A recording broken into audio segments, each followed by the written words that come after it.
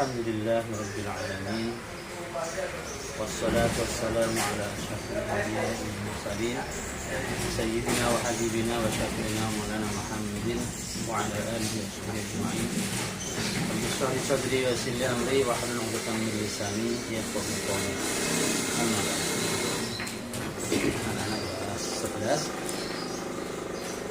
dalam kesempatan ini sebelum kajian dimulai, saya mengajak kita sendiri dan anak semuanya untuk senantiasa bersyukur kepada Allah Subhanahu wa taala yang telah dan senantiasa melimpahkan nikmat taufik dan hidayah kepada kita. Untuk pertemuan kali ini kita akan mempelajari masih bab 2 tentang aliran dan tokoh ilmu kalam bagian D, yaitu aliran Qadariyah, dan insyaallah nanti kedua aliran yaitu aliran Jabariyah. Qadariyah dan Jabariyah adalah dua aliran ilmu kalam yang terakhir bertolak belakang. Bagaimana Khawarij dan Murji'ah, aliran teologi Qadariyah juga lahir dengan dilatar belakangi oleh kegiatan politik, yakni pada masa pemerintahan Muawiyah bin Abi Sufyan dari Daulah Bani Umayyah. Sepeninggal Ali bin Abi Thalib tahun 40 Hijriah, Muawiyah menjadi penguasa Daulah Islamiyah, dan untuk memperkokoh kekuasaannya itu dia menggunakan berbagai cara, khususnya dalam menumpas semua oposisi, bahkan mendiang Ali bin Abi Thalib radhiyallahu anhu wa karamallahu wajhah dicaci maki dalam setiap kesempatan berpidato, bahkan pada saat khutbah Jumat. Para ulama yang saleh banyak yang tidak setuju dengan gaya dan cara Muawiyah, namun mereka tidak bisa berbuat apa-apa. Untuk menutupi kesalahan itu, mereka mengembalikan semuanya pada Allah, bahwa semua yang terjadi di dunia ini atas kehendak Allah. Isu ini kemudian dimanfaatkan oleh Muawiyah dalam memimpin Daulah Islamiyah, bahwa semua yang dilakukan itu juga atas kehendak Allah. Nah, dalam suasana inilah muncul seorang ulama yang bernama Ma'bad al-Juhani dan Ghailan ad-Dimashqi. Jadi Ma'bad al-Juhani dan Ghailan ad-Dimashqi, dua tokoh pemberani yang melontarkan kritik terhadap Muawiyah sekaligus menentang pernyataan teologis yang membenarkan tindakan politiknya. Menurut keduanya, menurut Ma'bad al-Juhani dan Ghailan ad-Dimashqi, manusia bertanggung jawab untuk menegakkan kebenaran dan kebaikan serta menghancurkan kezaliman. Manusia diberi oleh Allah daya dan kekuatan untuk melakukan satu perbuatan. Manusia juga diberi kebebasan oleh Allah untuk memilih antara melakukan kebaikan dan keburukan. Manusia harus mempertanggungjawabkan semua perbuatannya kelak di hari kiamat.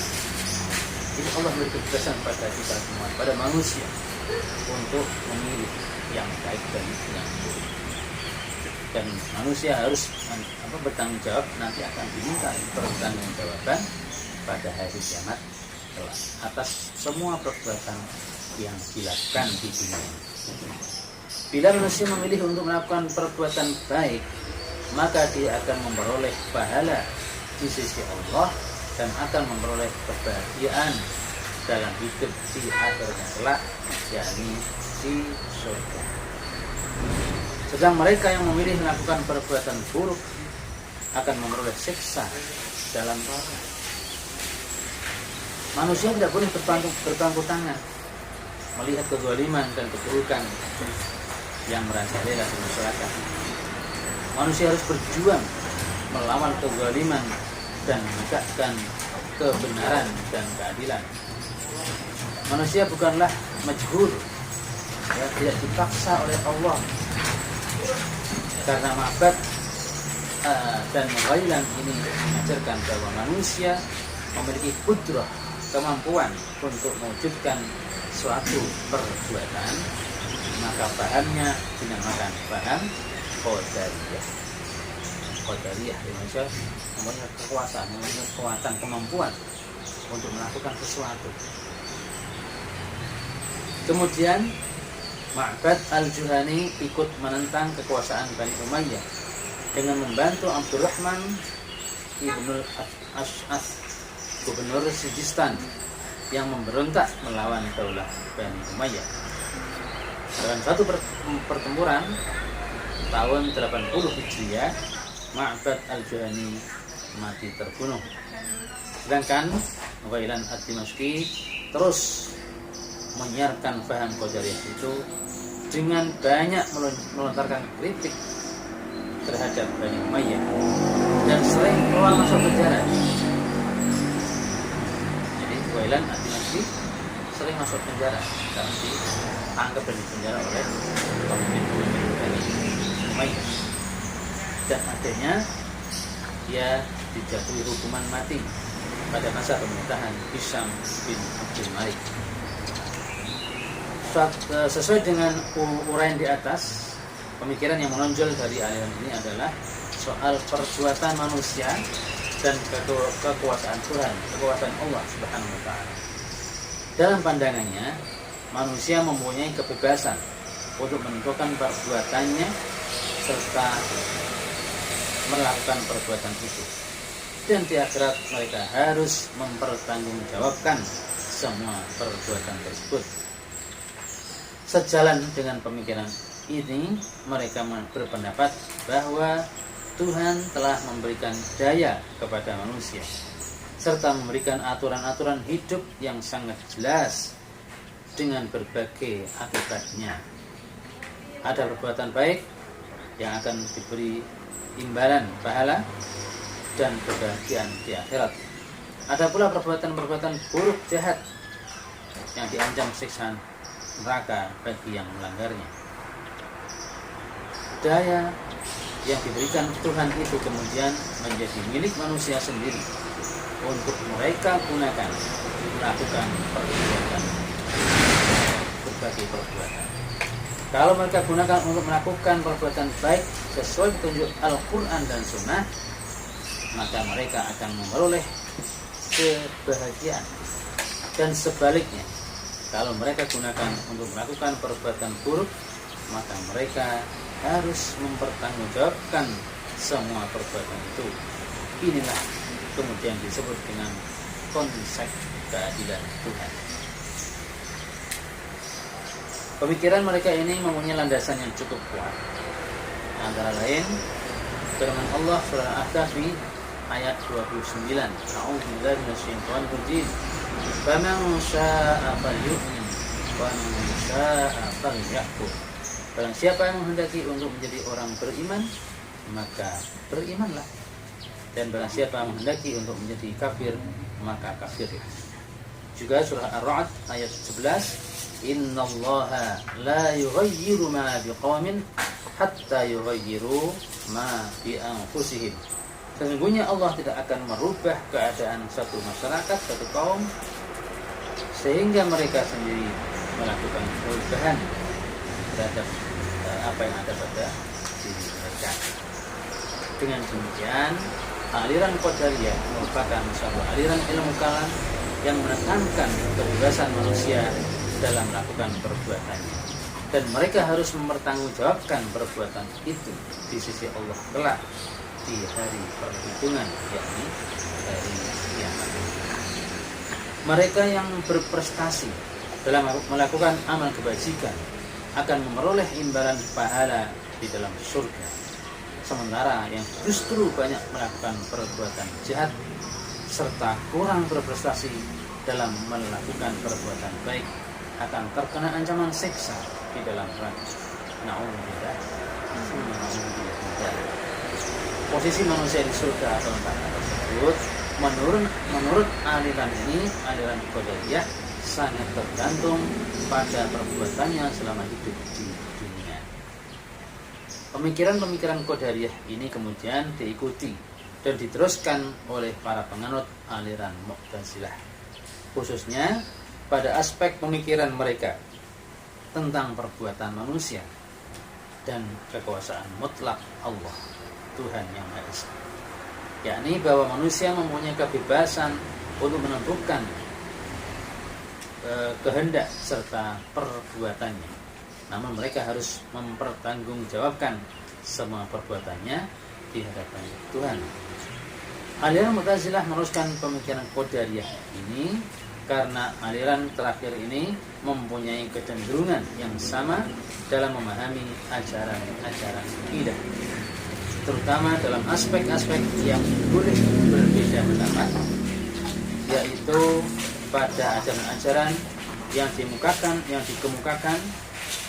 dengan lafaz dhanni. Aliran Qadariyah dan Mu'tazilah sama-sama menganut aliran rasional dalam pemahaman kalam mereka. Nahu kelas 11. Kita lanjutkan bagian E, aliran Jabariyah. Kalau Qadariyah lahir seiring dengan lontaran-lontaran kritik terhadap kekejaman daulah Bani Umayyah, maka Jabariyah sebaliknya. Aliran ini lahir bermula dari ketidakberdayaan dalam menghadapi kekejaman Muawiyah bin Abi Sufyan dan mengembalikan semuanya atas kehendak Allah, Tuhan yang Maha Esa. Kemudian isu keagamaan ini dipegang oleh Muawiyah sendiri untuk membenarkan perlakuan-perlakuan politiknya itu. Oleh sebab itu, masa kelahirannya sebenarnya berbarengan dengan lahirnya Qadariyah. Namun pada masa munculnya yang dipelopori oleh Ja'ad bin Dirham, pemikiran kaum ini belum berkembang dan menjadi satu aliran yang punya pengaruh serta tersebar di masyarakat setelah dikembangkan oleh Jaham bin Safwan yang wafat tahun 131 Hijriah, oleh Jaham bin Safwan. Oleh karena itu, aliran ini sering juga disebut aliran Jahmiyah. Di Jabariyah disebut juga aliran Jahmiyah karena yang mengembangkan namanya Jaham bin Safwan. Dilihat dari segi pemikiran kalamnya, aliran Jabariyah bertolak belakang dengan Qadariyah. Menurut Jabariyah, manusia tidak mempunyai kemampuan untuk mewujudkan perbuatannya dan tidak memiliki kemampuan untuk memilih. Segala gerak dan perbuatan yang dilakukan manusia pada hakikatnya adalah dari Allah semata. Meskipun demikian, manusia tetap akan mendapatkan pahala atau siksa karena perbuatan baik atau jahat yang dilakukannya. Faham bahwa yang dilakukan manusia adalah sebenarnya perbuatan Tuhan, tidak menafikan adanya pahala dan siksa. Nah, jadi menurut Jabariyah, manusia tidak mempunyai kekuasaan apa-apa untuk mewujudkan perbuatannya. Ya, kita melakukan apa saja ini semata-mata karena kehendak Allah, bukan karena kemampuan kita. Ini menurut aliran Jabariyah. Tetapi meski demikian, manusia tetap akan mendapatkan pahala maupun siksa. Menurut paham ini, manusia tidak hanya bagikan wayang yang digerakkan oleh dalang. Jadi wayang itu nggak bisa berbuat apa-apa. Ya, ngomong, mau perang, mau berantem, wayang itu digerakkan oleh dalang. Bahkan yang ngomong dalang. Manusia itu seperti itu, tidak bisa berbuat apa-apa. Tapi manusia tidak mempunyai bagian sama sekali dalam mewujudkan perbuatan-perbuatan. Sementara nasib mereka di akhirat sangat ditentukan oleh kehendak Tuhan yang Maha Kuasa, yakni posisi mereka ditentukan oleh kekuasaan mutlak Tuhan. Pemikiran-pemikiran kalam dari aliran Jabariyah ini kemudian banyak diserap oleh aliran Asy'ariyah, karena keduanya sama-sama memiliki kecenderungan untuk mengikuti aliran tradisional, yakni aliran ilmu kalam yang kurang menghargai kebebasan manusia serta kurang melakukan pendekatan logika nalar dalam pemikiran kalam mereka. Jadi kalau aliran Qadariyah apa yang dilanjutkan oleh aliran Mu'tazilah dan aliran Jabariyah banyak diserap oleh aliran Asy'ariyah. Nah, kedua aliran ini, yakni Mu'tazilah dan Asy'ariyah, akan kita kupas tuntas pada pertemuan yang akan datang. Ya, demikian, kurang lebihnya mohon maaf. Kita akhiri dengan doa kafaratul majlis. Subhanakallahumma wa bihamdika asyhadu an la ilaha illa anta astaghfiruka wa atubu ilaik. Wassalamualaikum warahmatullahi wabarakatuh.